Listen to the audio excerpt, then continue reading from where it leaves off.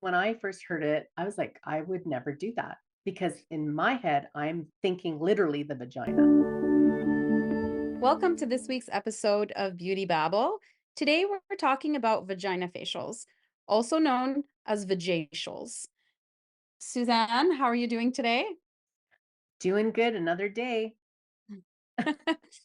All right, this is an interesting topic. I never perform these treatments on clients, but also I think the name is a little misleading. Personally, that's my opinion. So, why don't we start off by actually defining what does that even mean? Right? Because when I first heard it, I was like, I would never do that because in my head, I'm thinking literally the vagina, Right. right? But I know it's for the ingrowns because of waxing. I'm going, but you don't wax there. So why are they calling it that? So I get why they're changing the name or focusing on the area to be specific. But I think, I mean, you can call it whatever you want in the end, your treatment, right? But it's really what are we trying? What's the purpose behind it? I think you need to be really clear when you say that. It's almost like, douching, and they're saying don't do that. So I Mhm. think people don't realize what it's actually about, Right. right? So, So mhm, if it is a treatment for ingrown hairs, right, on the area that you wax, which mhm, is your bikini line, pubic mound, outer mhm, labia. I yeah, think you said it really well. If the hair isn't growing there, don't then do you're that. not doing a facial on it or vajacial on it. Yes. And I think too, like even people who shave will have these issues. And this could be something to help them too. So it doesn't have to be specific to just the waxing, but that's how it all came about, was to help people with their ingrowns. But this isn't going to work if they're not going to do the home care, right? That once a month Yeah. thing's not going to help them.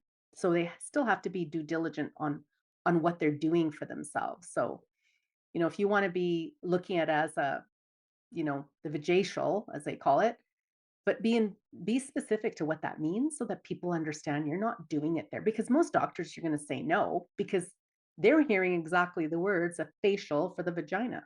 It's like, Yeah. well, you don't want to change the pH in that. You don't want to be, altering the microbiome in the area. And yeah, so I get why there's that controversy, and I think because it's not really specific to Mhm. what's being treated, right?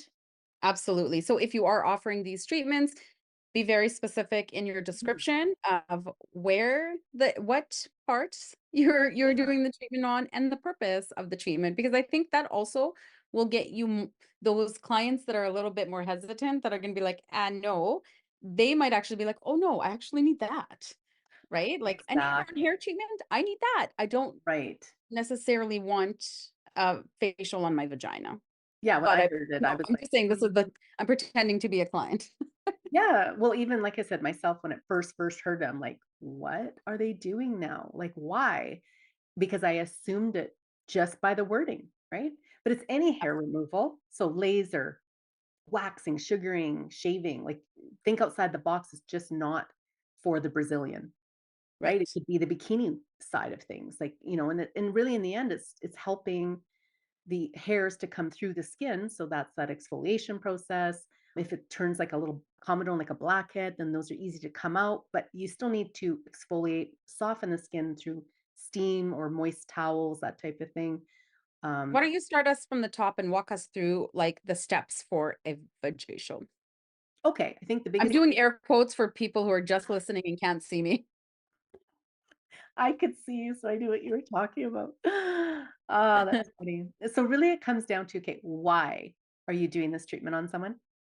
It's not just because, it's actually for a treatment of a condition, I guess you could say. So, is there ingrown hairs? Are there clogged pores? Is it breaking out like an acne almost, or a rash, like dry skin or irritation to the skin? So I think you have to look at what are we doing? Just like the face, so you need to analyze and decide, is this the best protocol? So I think through questions with the person over the phone is an easy way to do it too, to see if they do, or if you want to do an in-person consultation, I would start there to make sure they're a candidate for this.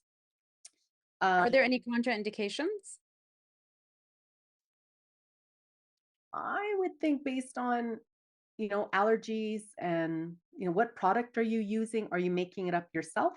or is there a brand that already has it in place for you? I'm always Mhm. going that way, right, Doreen? Yeah, Brands are usually really good at this. Like they that's put the this way in to go. place for us and it's written there all for us. But Why reinvent something when it's and sometimes you don't know because you didn't ask. So I would say ask first before you decide to customize. But I yeah. think that you need to be mindful of some of the products that you're going to use as it might be a little bit more irritating. I'm thinking and Oh, for sure. Yeah, right? like would you be doing chemical peels? Hope not.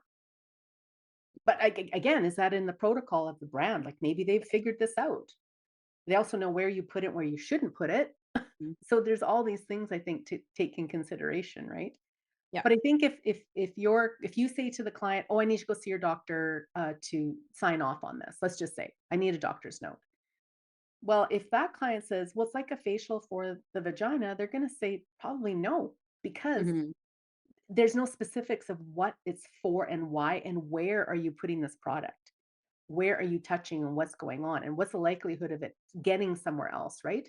Into the membrane and stuff like that. So I think it's really important to educate Mhm. yourself and how it's going to work. And is there anything that you need to know about it that you need to be aware of the product that you're using?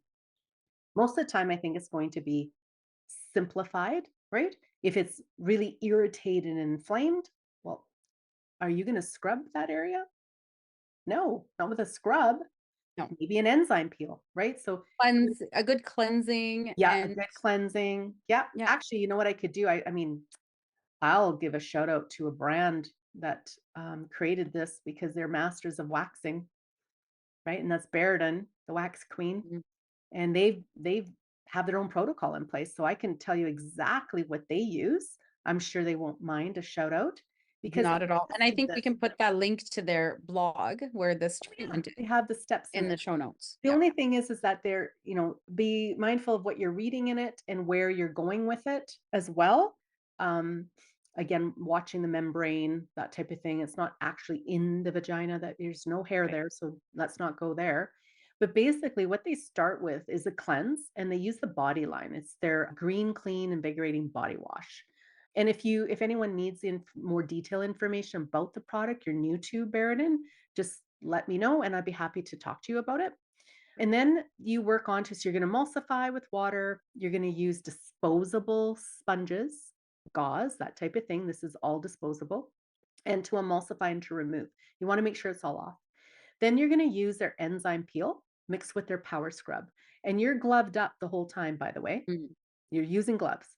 And you're going to use your own hand, or if you want to use the light brush, you could, just being gentle with it if you are using a body brush in any way, and work on that area. And then you're letting it sit for 5 minutes using under steam or a hot towel. Hot, wet towel will work as well. And then you remove all of that. And then they do the finishing step by applying their lavender lotion, which is their aftercare in their Baradin system for post waxing or pre waxing, pardon me, as well, so you can use it, and that just brings it all back to, I guess you could say, that normalized pH level Mhm. of the skin. And then you're nourishing with their post-wax essential oil, about 4 to 5 drops of that, and then applying a thin layer of their detox clay mask. And that's a huge one because that's the one that's actually gonna detoxify and heal, still bring the moisture to the skin, not dry it out, and that stays on for about 10 minutes. And then you're going to wet the area again, maybe with sponges or with your gloved hands again, and then remove that all. And then they finish with their application of their post essential oil. So that's about 3 to 5. So it's a blemish control one as well. And then post wax soothing cream, and that's what they do. And then at home, there's protocols. You need to do exfoliation at home. You can do even, the post-wax soothing cream. Some might even be able to benefit from a post-depilatory cream that helps to slow the hairs down as well, so you can manage it better. Again, that would just depend on the client, if they're pregnant or not, and just understand all the contraindications of the product you're using. And that's it. Yeah. Benefits of it is it's going to help soften the air so the hairs go through. On that point, there is extractions, right? So I think I missed that part to talk a little bit about. Mhm.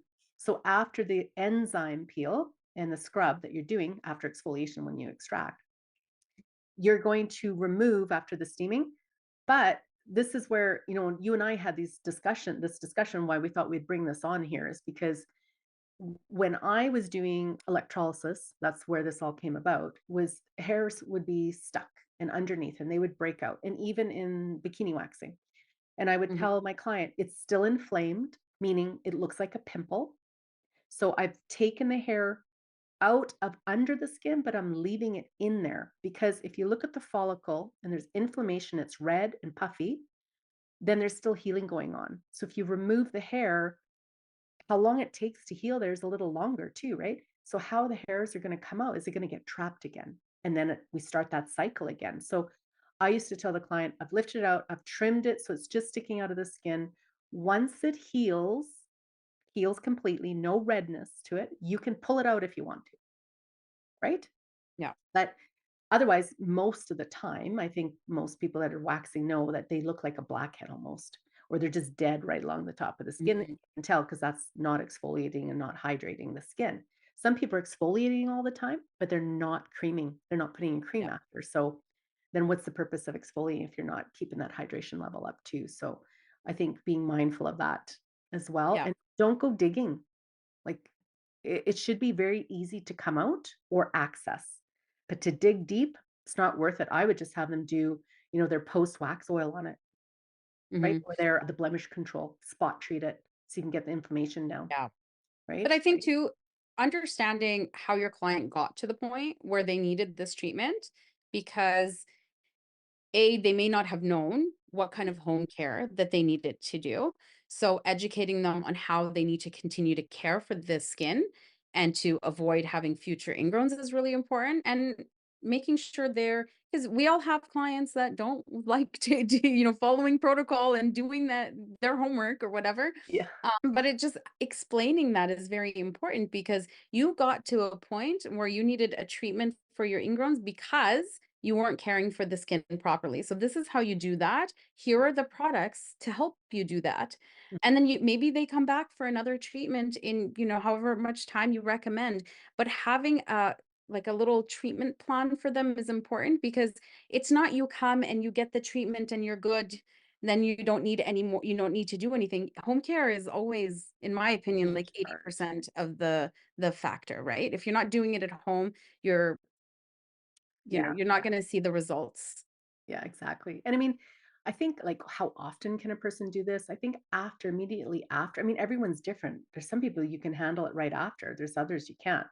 So I think Mhm. that's going to be client based as well. But setting up a treatment plan, like especially if it's the first time waxing, is letting them know that I'd love for you to come in a few weeks. Let's do this treatment to avoid anything, and then you get a chance to see if they're doing their homework Yeah. properly and to avoid it. Or tell them I probably would have warned them, say, well, if you're not doing it, then you're coming in before your waxing treatment for one of these treatments. So then Yeah. you benefit from the waxing There after, you go. Yeah. right? Because then I can't get the hairs. I can't go over an area that's all inflamed and have Yeah. pimples and right. So I think that's important for them to understand as well. So Yeah. knowing your clients is important and educating them, just give them all the facts, all the Yeah. information. If you tell them the why behind it, you're not just trying to sell a product to them. There's a why behind it. It'll help Mhm. them understand, right? So I think otherwise it's great. There are people who are prone to it. It's just the way their hair grows. Yeah. And this might be part of their regime. It could be. It's hard to say. There was always some people I knew that just they did everything they could, but it's still not be 100% clear. Absolutely. And I think it's good to have this as an offering for those clients. So if you don't do them, you know, it could be something you can reach out to your brand and see if that's, they offer a protocol, Mhm. or if you know somebody who does them, go get one and see how it feels. Because I'm a fan of like trying before I do anything on my clients. And then yeah, let us know when send us a message and let us know if you do the treatments or if you're gonna try one. Perfect. Well, thanks, Doreen. Thanks so much. We'll be back next week. Thanks for listening to Beauty Babble.